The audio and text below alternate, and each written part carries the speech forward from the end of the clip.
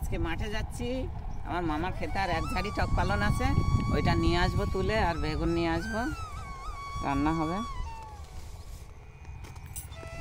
করলাটা দেওয়া হয়েছিল এখানে ছোট্ট করে ভাড়া, দেখো কত করলা হয়েছে। এই ছোটো ভাড়ায় কত করলা, কত বড় বড় হয়ে গেছে, আরও বড় হবে। করলাগুলোর বীজ করতে দেওয়া হয়েছে। এইটুকু ভাড়ায় অনেক করলা আছে। টক পালন নিতে এসেছিলাম। এই গাছে একটা বেগুন হয়েছে, দেখলে তোমাদের কেমন লাগবে। দেখো কত ছোট গাছ, এই যে কত ছোট গাছে বেগুন হয়েছে। বেগুনটা সাইজে কত বড় হয়েছে। বেগুনটা তুলে নিচ্ছি।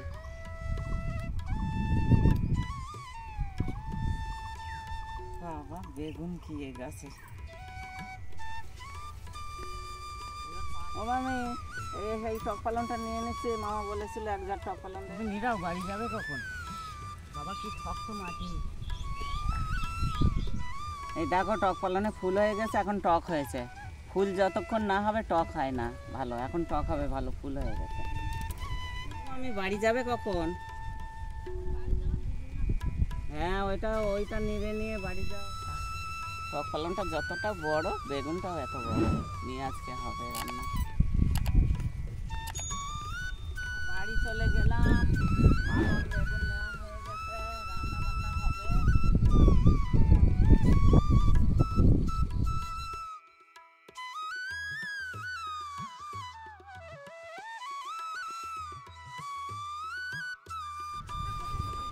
মাঠে থেকে আসলাম, আবার জাল ফেলতে হবে, একটু মাছের দরকার।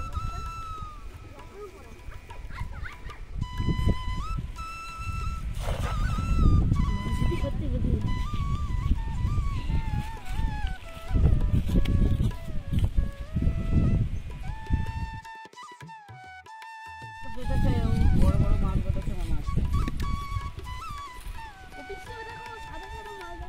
রূপচাঁদা বেঁধে গেছে, রূপচাঁদা রূপচাঁদা বড়। হ্যাঁ রূপচাঁদা তো, রূপচাঁদা এই দেখো বড় বড় মাছ। আরে বাবা, তো পল্লবী নে মাছ। ধর ধর ধর ধর, পালাবে পালাবে। দেখো কত বড় মাছ, রূপচাঁদা। আমি আস্তে আস্তে একটা ভাইকে জাল ফেলতে বললাম, আর জাল ফেলেই দুটো মাছ বেঁধে গেছে। রূপচাঁদা মাছগুলো দেখো পিছু কেমন হয়েছে।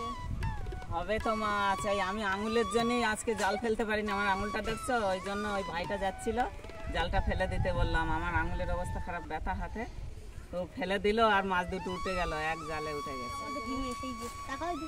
এই হিমেশ সঙ্গে সঙ্গে এসছে, এবারে বাড়ি চলে যায়। পল্লবী টক পালন নিয়ে আসছি মাঠ থেকে, আর ওই বেগুন নিয়ে আসছি। এই মাছগুলো ওই জালে ধরে নিয়ে আসলাম।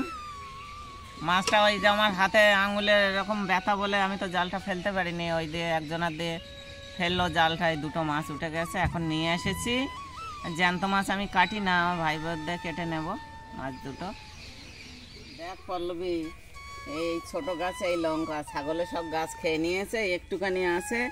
এইটা আমি রেখেছিলাম গাছের তলায়, তাই লঙ্কাগুলো আছে, লাল লাল হয়ে গিয়েছে লঙ্কাগুলো পেকে। হ্যাঁ এই কাপড়টা ঢাকা রেখেছিলাম, সব ছাগলে তো খেয়ে নিয়েছে গাছগুলো।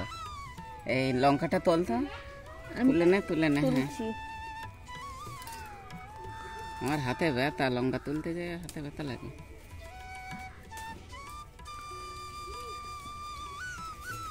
কত লঙ্কা গাছ আগে হতো, এই ছাগলে সব শেষ করে দিয়েছে। ওখানে একটা গাছ রয়েছে, সেই ছাগলে খেয়ে ছোট্ট মতো হতো। বেগুনটা কত বড় দেখো, আমার 1 হাত। 1 কেজি হয়ে যাবে মনে হচ্ছে। বেগুন তো এমনি হালকা, ওই জন্য অন্য কিছু হলে 1 কেজি হয়ে যেত। হ্যাঁ ছোট্ট গাছ জানিস, ওই বেগুন গাছ, বেগুন যত বড় গাছটাও অত বড়। হ্যাঁ বটি, এই বটি আর স্ত্রী। হ্যাঁ বেগুন কচি আছে, আমি ভাবছিলাম এত বড় বেগুন পাকা মনে হচ্ছে কচি। লাউ, লাউ এর মতো। আমি উনানটা ধরাচ্ছি পল্লবী, তুই নুন হলুদটা মাখিয়ে দে মাছে, আমার হাতে তো ব্যথা করছে। আচ্ছা আমি দিচ্ছি নুন হলুদ মাখিয়ে। আমি লবণ আর হলুদ মাখিয়ে নিচ্ছি মাছে।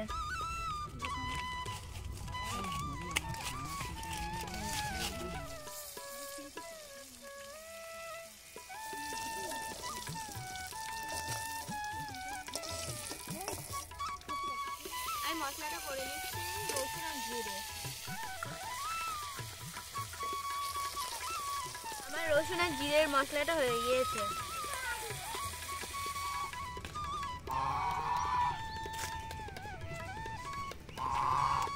পল্লবীর হাত জ্বালা করবে, আমি লঙ্কাটা বেটে নিচ্ছি।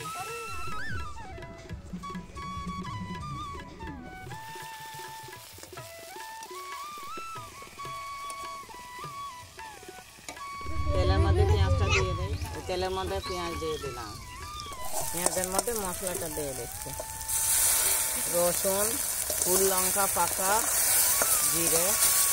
এবার আমি সবজিটা ঢেলে দিলাম। দেখো একটা বেগুনে এক কড়া হয়ে গেছে, একটু নাড়তে অসুবিধা হচ্ছে, একটু লবণ দিয়ে দেবো, দিয়ে ঢাকা দিলে ঠিক হয়ে যাবে। লবণ দিয়ে নিচ্ছি, হলুদটা দিয়ে নিচ্ছি তরকারিতে। লাউয়ের মতো বেগুন তো, লাউয়ের মতো হচ্ছে, কমে যাচ্ছে আবার।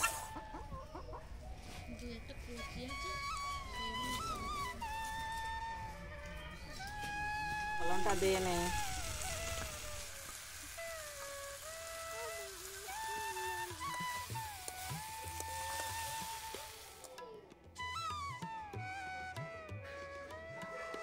তরকারিটা কষানো হয়ে গেছে, জলটা দিয়ে নেই।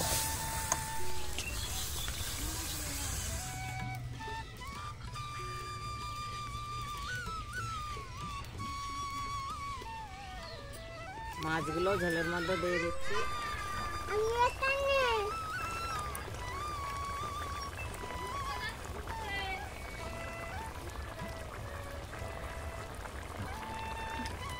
পুকুরের রূপচাঁদা মাছটা টক পালন বেগুন দিয়ে আমি খুব সহজে রান্না করে নিলাম।